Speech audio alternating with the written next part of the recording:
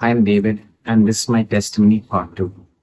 I had always registered myself for the 40 days of fasting and prayer before. And in all honesty, I was good at fasting, but not praying. This time I was assuming it would be any different. Fasting days of Monday and Wednesday. The first Monday I skipped, off to a good start. The Wednesday changed the course of my prayer life. I still don't know whether it was me being spiritually saturated from the church house party or just God working. I felt a heavy burden to pray.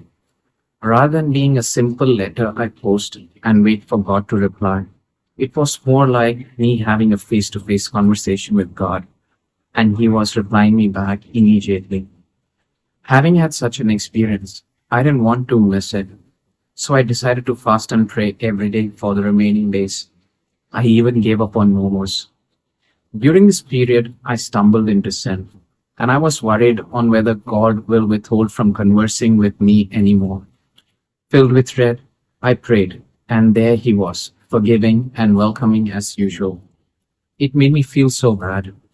I came to realize that I had downplayed His holiness and His absolute aversion to sin. For a guy who liked to play on both sides of the fence, this realization hit me hard.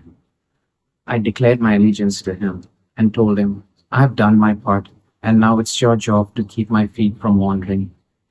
The answer I got from Him was to continue in prayer. It wasn't easy to be consistent. My daughter, who used to sleep most of the night, made it a habit to wake up right before my prayer time. I used to get little or no work at nights, but now I was getting swamped with the workload. Temptations that used to come maybe once a week were now plaguing me on a daily basis, forcing me to my knees for my daily sustenance. Prayer became a battlefield, God on one side to make me grow, and the devil on the other trying to pull me back to my old ways.